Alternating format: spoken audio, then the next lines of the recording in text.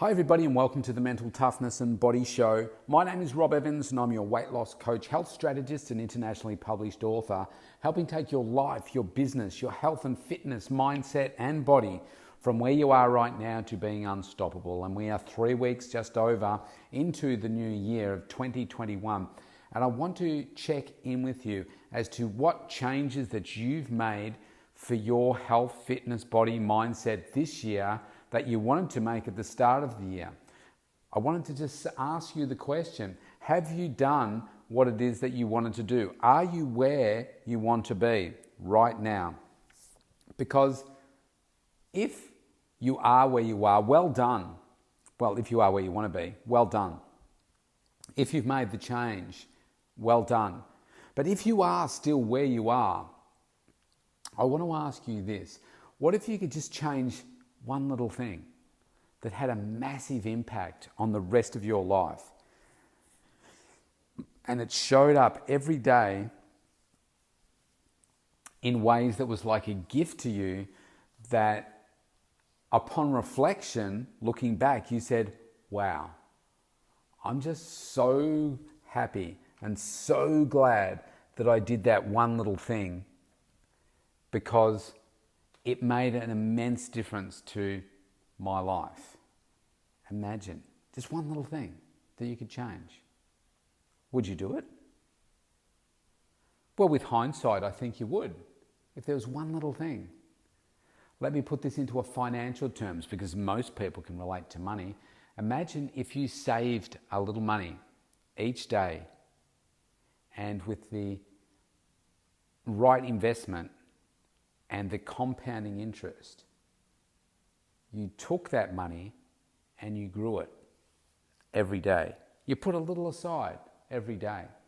Imagine how much they can get to by the end of 1 year, 2 years, 5 years, 10 years, 15 years, 20 years, 30 years, 40 years, 50 years. Imagine just how much that grows to. But all you were doing is putting aside a little amount each day. A really simple example right there is, some time ago, I decided that I wanted to start giving the kids some pocket money. My girls are 13 and 15. And my 15-year-old, she's starting to realise that some of her friends are being either given money or they've got jobs and they're earning some money. And I said to her, would you like to start earning a job, working for a job? And when I first asked her this, she burst into tears, and clearly she wasn't ready for that experience right now. But I planted that seed with her, and since then, she's realised the value of money, the power of it, how she can go shopping and spending an afternoon with her friends, and you can buy things. And right now she's really into the way that she looks and the fashion and that kind of stuff. And she likes going shopping and looking good and dressing up each day. And this little exercise, I put aside $10 a week, and I don't give it to them. I don't give it to them in cash. I just put it into into an account in their name, and I don't look at it. But I said to them, look, what I'm doing is, and this is what I'm doing. And I said, when we go to Disneyland, which was supposed to be Christmas this year, I said, when we get there, you can have this money to use with whatever you want. And they said, do we have to buy our food with it? And I said, no, I can still pay for that. And I said, this is other things that you might want to do, extra little things, maybe some souvenirs or something like that you want to buy. And then I told them how much was in there. And I think, I don't know, there might have been $500 or $600 or something like that in there. And I'm like, oh, wow, that much? And then Emily said, do we have to spend it on that? And I said, well, no, you don't have to. But I said the idea was to not only ease some of the pressure off me when we get there, that you've got your money to determine how you can spend it when we're overseas, because you haven't done that, like a trip like this before. And so, of course, we didn't go this year, and it's getting bigger and bigger. And so I'm also putting aside some money to pay for the trip. So that by the time we can bloom and go to the thing, the trip's going to be completely paid for, because I'm putting aside a little bit of money each week, and it's in a separate account. I don't touch it, I don't look at it, but it's just growing and it's growing and it's growing. So when it comes to time to take the trip, The trip's going to be paid for. It's not going to be any extra hit out of my income at the time, because I've just put aside a little bit each time, and they're going to have this money, and they say, oh wow, look at that, look how much money you've got, and they don't even realize it. But that's just a really simple illustration with money as to how just a little bit, I put aside $10 a week for each of them. And of course, over the course of a year, well, that's $520. Over 2 years, it's double that, $1,040, and it just keeps growing. And that's just the cash. That's without the interest and so forth. And I'm not investing it for them. I'm just putting it aside for them in a bank account. And the interest rates are rubbish at the moment. But, it's just growing a little bit more, just by that little simple step that we do each day, or each week in this case. So now, let's take that same little thing and let's apply it to perhaps an area of your life in your health and fitness and nutrition that you're currently not doing. But you want change, but you're just not doing it. And you think, well, yeah, I meant to join the gym, and I know I should eat more healthily, and I know I should do this, and I know I should do that. We know the big things that we should do. And yes, there's an exact science to go about it, and you may not know the exact ins and outs of how to do that. But broadly speaking, you know that there's some concepts that you need to stick to achieve a healthy kind of lifestyle. So let's just say that you want to make an improvement there, just like I do, still looking for improvements every day. But let's just take some elements and see how can we take that one little thing and then turn into something massive, like the compounding interest in terms of money over a long period of time. I've used the example on this podcast and my other one, the Rob Evans 365 podcast, a number of times where I've used the example of, say, a chocolate chip cookie, or those of you listening that are in Australia and know what a Tim Tam is, like a little Tim Tam chocolate coated wafer biscuit. One of those has about 95 to 110 calories, depending on which one it is that you have. Now, if you eat one of those a day, you could say, well, it's just one, it's just one a day. But if I told you that collectively over 10 years, that habit each day adds up to 60 kilos of fat, you might look at it a little bit differently and say, oh, well, it's only just one a day. It's just one a day. But now just think back to a time where if you've struggled with weight loss before, or you haven't been so focused, and you've noticed that after maybe a month or two, you're like, man, the jeans feel a bit tighter. Oh gosh, and you jump on the scales, like, man, I've put on a kilo, or 2.2 pounds if you live over in the US. Or you've put on a couple, and you're like, oh wow, where did that come from? Well, where it came from is that little daily habit or weekly habit. Maybe it's a few drinks on the weekend. Maybe we're in sort of barbecuing season here in Australia. We're in for a really hot weekend, getting up to 38 degrees on Monday. And so people dine out more, they meet at people's places more often, they're having barbecues, they're having maybe fatty sausages, they're having excess drinks, excess desserts, all that kind of stuff. And it's just adding up. It's not what they would normally do, but over this sort of summer season, they find that they're overindulging, and the holiday season is just overindulging, and it adds up because it's just a little thing. Now, those little things can form habits. So, for instance, like the Tim Tam, you do it today, you do it tomorrow, you do it the next day. By the time it gets to the fourth day, you go looking for the packet and say, oh, I'm out. And so then all of a sudden it becomes, rather than just a treat, it then becomes, make sure you get some more when you go shopping this week. And so they're always there. And maybe it goes from 1 to 2. So I'm talking about a disempowering behaviour there. And don't get me wrong, it's not like you can't ever have a chocolate biscuit again. I'm talking about the concept of doing something small like that and the impact that it has over time. Let's just say, for instance, you were doing that. Or you're having a can of or a bottle of, say, soda, or we call it soft drink here in this part of the world, but a sugary drink, or it's a sugary flavoured milk, or it's an energy drink that's unhealthy for you. Maybe it's a glass of wine or a couple of glasses of wine every night, something like that. And let's just say that you cut it down. Okay, you don't cut it out altogether, but maybe you cut it down. Maybe if you're having a can of drink a day, maybe you cut it down to 1 every 2 days. And then it's 1 every 3 days until eventually maybe you cut it out altogether. Maybe that's the same with the alcohol. Maybe that's the same with the chocolate biscuit that you were having every day, or it's a muffin that you have every day, and you cut it down until eventually you say, well, actually, I don't really need that. I'm going to replace it with something else. That little habit can have the impact of 10 kilos over 60 kilos over 10 years. That's huge. A huge difference. But all you've done is modified your behavior slightly to do that little thing. Let's take something else. Currently, you say, I'm too busy, too tired to do some walking, to do some cardio. I'm too tired to do that. And in your head, you think, in order for me to achieve what it is that I want to achieve, I need to thrash myself on cardiovascular equipment.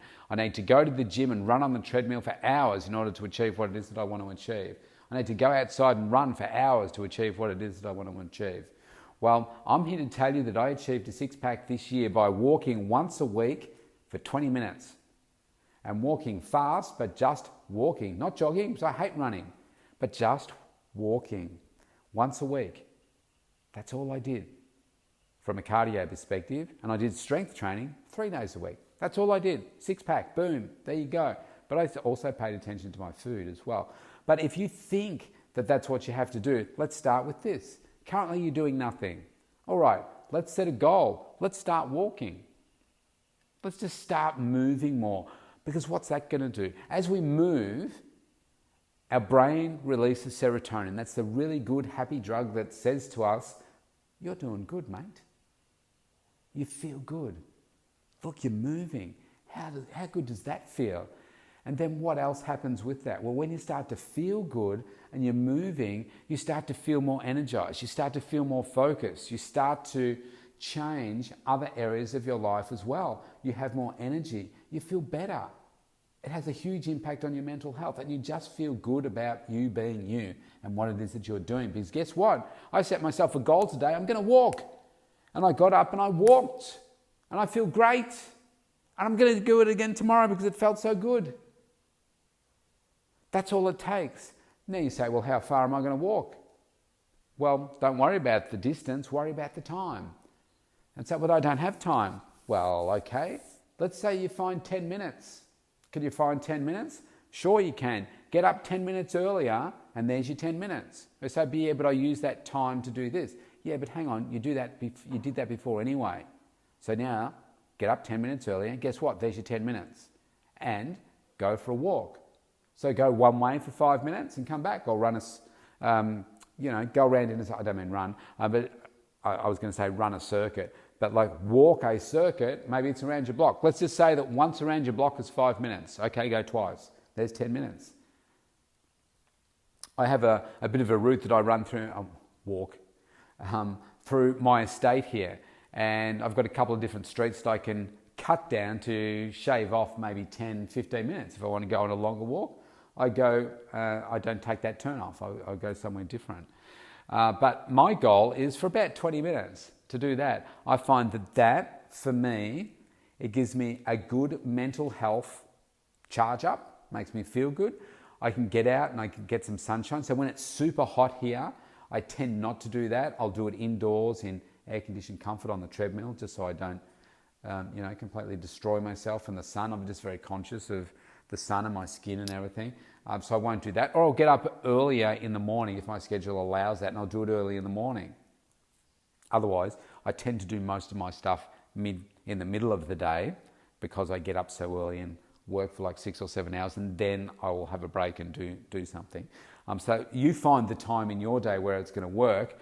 But I find a 20-minute walk for me does wonders for my mind. It also means that I can catch up on some things like on my phone, doing work type stuff. It means that I can do meetings on the phone while I'm talking and working out at the same time, not strength stuff, but cardio stuff, because I'm not running, I'm just walking, so I'm not really puffing. So it's really good, and it's good for my physical health in terms of my back. So I can get a sore back. So because of the walking, as you're walking, you're twisting your hips. What's that doing? It's circulating the blood to your back, helps with the sore spots, helps keep me in a good place, because I can tend to find that I'm sitting a lot as well. So all of that is just one little thing that you start to do now. And you can start at 10 minutes, then maybe you go to 12 minutes. Maybe then you go to 15 minutes. Maybe you can go straight to 20 minutes. Maybe then you just focus on the pace. And so you say, well, okay, I'm going to go out for 15, 20-minute walk now, and I'm going to focus on walking a little bit faster today. Other days you might not. You say, well, I'm really not into it, but I know I need to get out for my mental health, so just get out and walk. Don't worry about the pace. Just move. Go for a walk with your partner. Download everything that's going on through your day so that you can come back to the house and it's like, I'm glad I left that all out there. Or it's a good way for you to connect and, to share what's going on in your life, your goals, your dreams, problem solve. You know what they say, a problem shared is a problem halved. So it's so powerful for you. So that's just one simple example of you doing nothing to starting to introduce a walk into your routine. Let's talk about food for a moment. Let's just say that, so if you did a tailored meal plan with me, I would create it for you for 6 meals a day. Now, let's just say that and that's breakfast, lunch, dinner, and 3 snacks. Let's just say that you're eating 4 times a day at the moment. So the first thing that I would say is, well, let's see if we can focus on making those 4 meals highly nutritious. Now, if you said to me, that's way too much, and you said, look, I just have toast for breakfast and that's it, and that's your 1 meal, I'd say, okay, well, let's just focus on breakfast. Let's try and make that much more nutritious, because toast, that's just a high energy carbohydrate. I want to get some plant-based food in there. I want to get some protein in there as well. And what if I said, okay, well, let's do this. Could you make a small veggie omelette? You say, no, that's too much. I say, okay, well, could you do, say, a protein smoothie for breakfast? Ooh, what's in that? Well, there's some frozen fruit, there's a delicious protein powder that you might like the flavour of, chocolate, vanilla, strawberries, something like that. And maybe you put some chia seeds or something in there as well. Or what are they? Oh, well, you can leave them out if you want to, but they taste really good, and they're higher in protein and omega-3 fats. But you don't really taste it because it's all blended in together. And I said, look, it takes about 90 seconds from you getting the stuff out of the cupboard, putting it in, blending it, and off you go. Oh, yeah, I could do that. You could drink it on the way to work. Yeah, I could do that. Bang, there you go. There's a solution. That's just one example. So why don't we start you by having that for breakfast each day, and at least then we know that you're getting a highly nutritious meal that is better than just your toast, and that's better. And let's just focus on that and do whatever you're doing for the other 3 meals that I said 4 in this case. And then in the next week, you might say, well, okay, why don't we improve the quality of your snacks? Because you say, yeah, I have a muffin for morning tea with a coffee. So, okay, what if we took the muffin out and we put in a piece of fruit instead? Or what sort of fruit? Well, maybe it was a banana. Maybe it was an apple. Maybe it's some mixed berries. Maybe it's some grapes. Maybe it's a mandarin. Maybe it's a nectarine. You know, there's so many different options when it comes to your fruit. Maybe it's a little tub of yogurt that's low fat, low sugar. Something like that instead. So, well, yeah, I could do that. Well, let's do that. So then there's another little change. So all of these things can have a massive, massive difference. And so I want you to think about this as well. So I just use the example of a muffin there. So let's assume, for instance, so you can visualize the size of it, we have a store here called Muffin Break. I don't know whether it exists overseas, but they have these big commercial muffins, you know, like it's quite big. You've got the big patty pan and it's like it's really rolling out the top, hence the word muffin top. So it's quite big. Now, one of those, believe it or not, can have somewhere between 400 to 700 to 800 calories per muffin. Now, I'm here to tell you that's huge, because if I do a weight loss plan for most of my female clients, they're on about 1,200 calories. So if it's 800, and I'm talking about, that's probably a muffin that is, say, choc chip, and it's also iced as well. That's a lot, and that's just empty calories. It's just sugar, basically. But so let's assume it's between 400, let's go conservatively and say it's 400 calories. And you say, oh, I need that sugar hit. Okay, now to replace that, I'm going to say, okay, well, let's go with a small tub of yogurt. So it's about 175 grams, low fat, low sugar. And let's go with, say, 100 grams, which is about a cupful of mixed berries. Add those two together. Now that's a reasonable sized bowl to eat. So way bigger than the muffin, way more colourful, way more nutritious, but that's probably got, I'm going to say just over 100 calories because the yogurt has got 70 calories in it. The one that I use, it's called Yoplait Gourmet. 70 calories, tastes delicious, 175 grams, like 4 heaped tablespoons, plus a cupful of berries. Like that's quite a lot.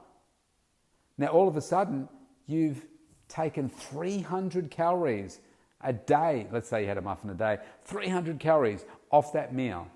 Now what does that mean? Well, one, it's going to avoid the massive sugar hit that you're going to, or sugar crash that you're going to take after you eat the muffin about an hour or so later.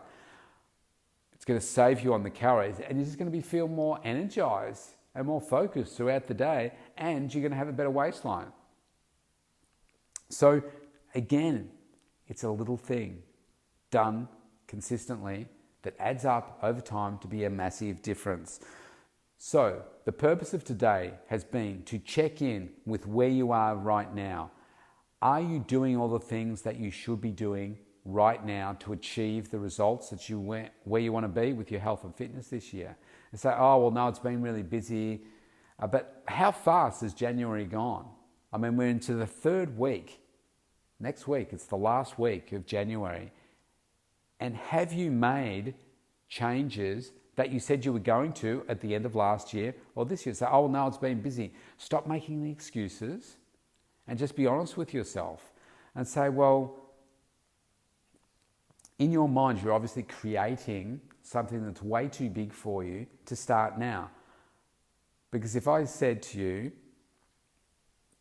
get up 10 minutes earlier tomorrow and get up 10 minutes earlier for the rest of your life to do this one thing and go for a walk, and that dramatically impacted your life, why wouldn't you do it? If it was money and I said, if you saved $1 a day and this is the impact it's going to have over this period of time, you'd say, oh, geez, yeah, of course I'd do that. The trouble is, most people aren't doing that. Most people spend more than they earn. Don't save enough. Don't have enough for their retirement and rely on the government to do it. People take out a mortgage. When I took out a mortgage, my very first mortgage, the maximum loan was 20 years.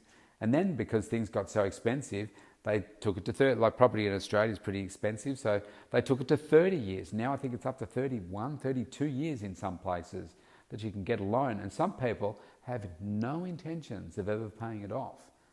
And so they can get past retirement and they still have a debt. And to me, that's just a crime. And so it should be your time of your life by the time you get to retirement. So you should be debt free. So another example of those little things that you do each day to pay off debt so that you can have a happier life. Let's pay off the debt that we have with our health and do those little things that you can do every day that aren't too big. And when I say little things that aren't too big, that's obviously going to be different for every single person that's listening to this around the world, because your perception is your reality. And what you think is big, I may think is minute, and vice versa. So you do it in what is little for you. If that means drinking an extra cupful of water a day to help increase your hydration levels, to get above 1.5 to 2 litres, to 2.5 to 3 litres, whatever it is that, wherever you are right now, I aim to drink about 3.5 litres to 4 litres of water a day. If you're currently drinking about 500 mils and you think, wow, to drink to 4 litres, that's ridiculous, I can never get there. Well, guess what? I didn't go from 500 mils to a litre straight to 4 litres either. You do it cup by cup, weeks over weeks, and then you just get into this little system as to when you should be drinking in order to be able to achieve that goal, so that you're not just sitting down and just drinking cupfuls and cupfuls of water. You sip it consistently throughout the day. Just another simple example. Your workouts. I don't work out for hours and hours every single day. I have key days where I work out. I do 3 strength sessions. Right now I'm doing 4. I do my walking, and that's it. That's it. I prepare my meals over the weekend. They're in the freezer so that I can make consistent little changes. Did I always prepare my meals and put them in the freezer? No. But I have been doing it for about 8 years now. And how do I do that? I make sure I've got my groceries. I do a little bit of cooking on over the weekend, and maybe over 2 days I might cook a couple of different meals at like meal time, and then portion them up, put them in the freezer. Done. It's not a huge effort. It takes some planning, it takes some scheduling, but that's how I do it. Another thing I do is I plan out the things that I want to do each day, what's going to be a successful day for me, the outcomes I want to achieve for the day, and I schedule them in my calendar. Now, is scheduling a huge thing? No, it's a small thing, but I do it every day, I do it consistently, and it has a huge impact because I'm always looking to make the best use of my time, because we can't get that back. Let's do these little things to improve our health, to improve our wealth, to improve our fitness, to improve our bodies. And if you aren't where you want to be right now, or where you thought you would be at this time, say 3 or 4 weeks ago, then it's time to make a change and a commitment to the change, to do the little thing tomorrow or today or right now that you can do consistently, that you know is going to have a long-term impact. And you start with one little thing and you keep that in place and you embed it, and then you do the next thing, and then the next thing, and then the next thing. And you watch how things change for you. They may not show up in your body and in your health immediately, like, okay, I'm going to do this, and bang, there's the impact the next day. It doesn't work like that.